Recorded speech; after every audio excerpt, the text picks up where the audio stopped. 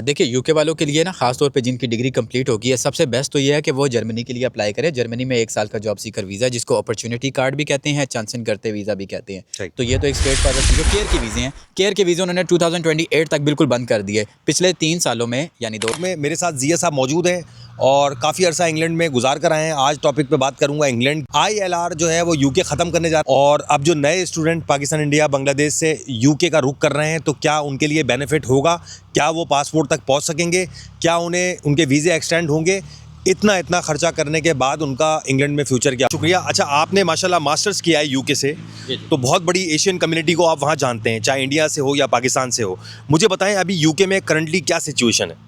अभी at the moment situation तो दिन ब दिन वर्स्ट ही होती जा रही है। सबसे पहले इन्होंने 1-2 मंथ पहले की बात है बोला कि ILR का टाइम यानी इंडेफिनिट लीव टू रिमेन का टाइम 5 से 10 साल कर देंगे। ये ILR का है, इसको समझ लेते हैं। ILR मीन्स के एक किस्म की परमानेंट रेजिडेंस के भाई आप वहाँ पे परमानेंट रेजिडेंट हो गए हैं और after 1 year of ILR you can apply for the passport. तो ये सिंपल सा एक रूट था, सब इस तरह फॉलो करते थे। पहले उन्होंने कहा 5 से 10 साल करेंगे, तो वो प्रॉब्लम इन्होंने क्रिएट की। फिर नंबर 2 पे उन्होंने अब ये कहा, कल जो नाइजल फराज है, सब जानते हैं, ठीक है, कीयर स्टारमर के बाद सबसे फेमस पॉलिटिशियन, तो वो क्या कह रहे हैं जी, मैं जब पावर में आऊँ तो मैं ILR को ही ख़त्म कर दूँ। तो जो ऑलरेडी फॉर एग्जांपल 5 साल जिसके पूरे भी हो गए हैं, उसकी मतलब आप मेंटल स्टेट का अंदाज़ा लगाएं कि जब उसको ये पता लगे कि भाई मेरी सारी इन्वेस्टमेंट ज़ीरो हो जाएगी, ILR ख़त्म हो गया, तो मतलब ये है कहने का कि दोबारा वीज़ा अप्लाई करें, वर्क वीज़ा ही एक्सटेंड करते रहें, यानी गवर्नमेंट को ही पैसा देते जाएं। हमारे लोग और ज़्यादातर हमारे लोग सिर्फ पढ़ाई करने नहीं, पढ़ाई के अपने हमारे मुल्कों में भी बहुत अच्छी है, ऐसी बात नहीं है, लेकिन यूके का रुख लोग इसलिए किया करते थे ज़्यादातर क्योंकि वहाँ पे पासपोर्ट हम लोगों को मिल जाता था। अब ये चीज़ जो है वो तकरीबन ख़त्म होने जा रही है। जिन लोगों की कॉल्स मेरे पास आती है वो ये कहते हैं, अपनी स्टोरी बताते हैं, कहते हैं मुर्तज़ा भाई फ़ीस नहीं दे पा रहे थे आगे, साथ काम करके फ़ीस देना बहुत मुश्किल होता है, अपने खर्चे भी निकालना बहुत मुश्किल होता है। तो हमने क्या किया, फ़ीस नहीं दी इंस्टीट्यूट ने हमें, यूनिवर्सिटी ने हमें निकाल दिया। उसके बाद हम असाइलम की तरफ चले गए। सबसे ज़्यादा पाकिस्तानी थे जिन्होंने असाइलम अप्लाई कर दिया। क्यों? इस डर से कि भाई हमने जाना नहीं है किसी और कंट्री में, हम यूके ही सेटल होना चाहते हैं और कोई और रास्ता नहीं था, तो सबसे इजी वे असाइलम हुआ। लेकिन अब नहीं मिलेगा, नॉट एनी मोर, बहुत ज़्यादा रूल सख्त कर दिए हैं। अच्छा, आपने अभी एक पॉइंट मेंशन किया फ़ीस का। जो फ़ीस आज से 2 या 3 साल पहले, मैं 2022 में यूके जब आया, उस टाइम फ़ीस थी 12,000 के आसपास मास्टर्स की फ़ीस। आजकल वही यूनिवर्सिटी 16,000 पाउंड्स प्लस ले रही है, तो फ़ीसें भी बढ़ गई हैं।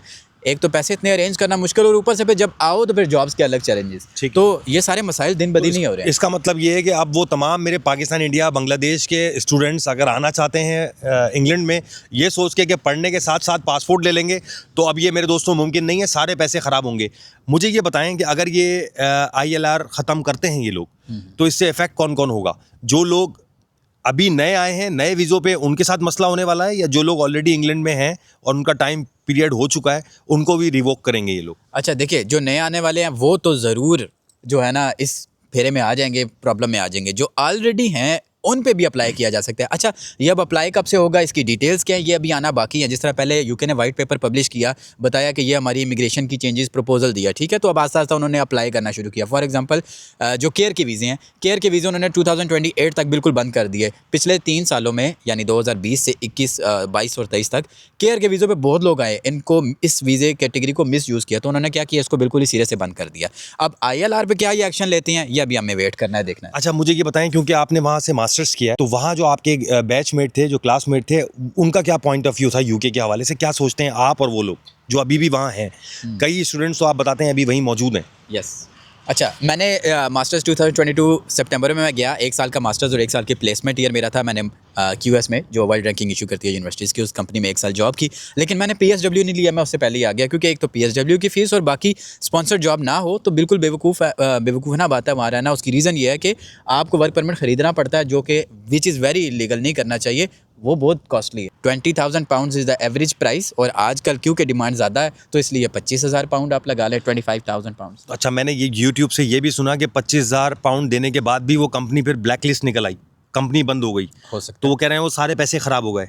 ये भी कुछ लोगों को बताएं ताकि लोग ऐसे झांसों में ना फंसें। देखें, आपने मेक श्योर करना है कंपनी एक अच्छी रेप्यूटेशन की हो, जो खुद भी 5 साल एटलीस्ट सर्वाइव करे, आपका 5 साल का टाइम पीरियड गुजरवाए। अगर कंपनी अच्छी रैंकिंग की या अच्छे रेवेन्यू जनरेट करने वाली नहीं है, तो कंपनी अगर 1 साल बाद बंद होगी तो आपकी सारी इन्वेस्टमेंट होगी ज़ीरो। सही। मेरे दोस्तों, यूरोप में और यूट्यूब पे होने की वजह से बहुत बड़ी तादाद में आप लोगों के मेरे पास कॉल्स आती हैं। कुछ लोग कहते हैं मुर्तज़ा भाई हमारा बच्चा जो है वो यूरोप में पढ़ता है, हमें फ़ीस देने में बहुत परेशानी हो रही है, किस तरीके से आसानी से किन ज़रायों से हम पैसा मुंतकिल करके लीगली अपने बच्चों की फ़ीस भर सकते हैं। और बहुत सारे लोग क्योंकि पुर्तगाल में हूँ तो कहते हैं कि मुर्तज़ा भाई हमें यहाँ पे बिज़नेस करने हैं, अपने होम कंट्री से किस तरह पैसा यहाँ मंगा सकते हैं।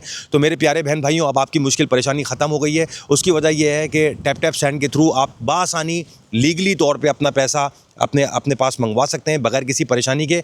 इसमें कुछ गुड न्यूज़ है, वो ये है कि इन लोगों ने मुझे एक प्रोमो कोड बना के दिया है मेरे नाम का, जिसकी स्पेलिंग मैं स्क्रीन पे लिख देता हूँ। हर चीज़ कैपिटल में आएगी, मुर्तज़ा पीके, ये पूरा कैपिटल में।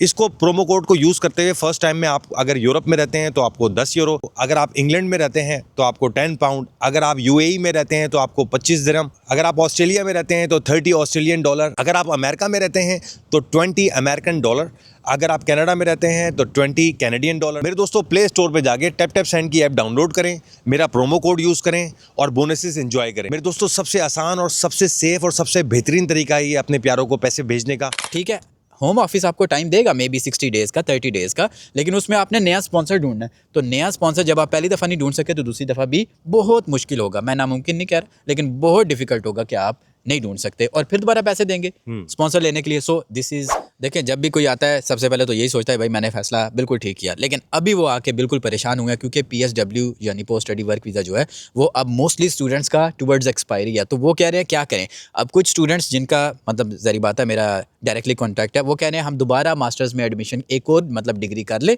और हमें 1 साल 1.5 साल यानी डिपेंड करता है जितनी ड्यूरेशन हो तो हमें इतनी एक्सटेंशन मिल जाए। ठीक है, वैसे एक नॉर्मल एवरेज अगर यूनिवर्सिटी ली जाए तो उसमें मास्टर्स की क्या कॉस्ट आती है? यूके लोग छोड़ते हैं तो कौन सा सेकंड कंट्री उनके लिए बेहतर हो सकता है? मिसाल के तौर पे बहुत सारे लोग जो हैं पढ़ाई के लिए जहाँ पे उनको पेपर भी मिल सकें, जैसे कि लोग बोलते हैं यार फिनलैंड बहुत अच्छा है, आप पढ़ भी सकते हैं, वहाँ आपको नौकरी भी मिल सकती है और आसानियाँ भी हैं, बस थोड़ी सर्दी है वहाँ। लेकिन वो कहते हैं पढ़ाई भी अच्छी है वहाँ। ऐसा है कुछ? देखिए, यूके वालों के लिए ना खास तौर पे जिनकी डिग्री कंप्लीट होगी है, सबसे बेस्ट तो ये है कि वो जर्मनी के लिए अप्लाई करें। जर्मनी में 1 साल का जॉब सीकर वीज़ा, जिसको अपॉर्चुनिटी कार्ड भी कहते हैं, चांसन करते वीज़ा भी कहते हैं। तो ये तो एक स्ट्रेट फॉरवर्ड चीज़ है कि नंबर 1 अप्लाई करें। अच्छा, जर्मनी क्यों?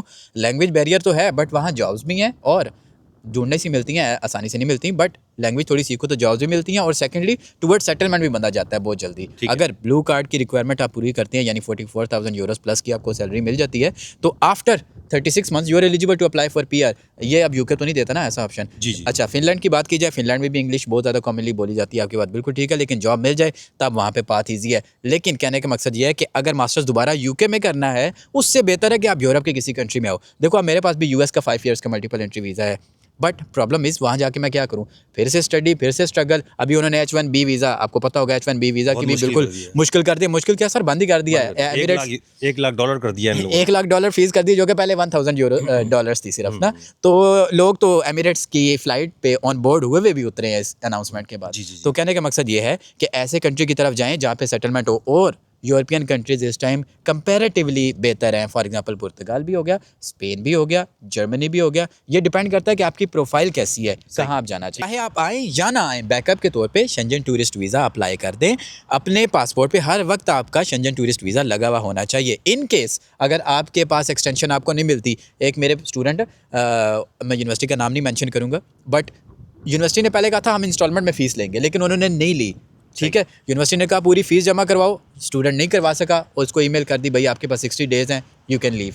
अब ऐसी सिचुएशन हो तो मुझे बताएं, जब आपकी परमिशन यानी आपका जो वीज़ा वो अगर कह देंगे कि बस ये ख़त्म होने वाला तो आपको शेंजन टूरिस्ट वीज़ा भी फिर नहीं मिलना। इसलिए पहले ही लगवा के रखें वीज़ा ताकि कोई प्रॉब्लम हो तो डायरेक्ट इधर आ जाए। ज़बरदस्त है। मगर आपने ये बात भी मेंशन की कि जिन लोगों के वैलिड स्टेटस हैं अभी भी यूके में, तो अभी भी उनके पास बहुत अच्छा चांस है वहाँ निकलने का। और जर्मनी में ब्लू कार्ड आपने बताया कि ये बहुत अच्छा अपॉर्चुनिटी कार्ड, ये जॉब सीकर वीज़ा जो है।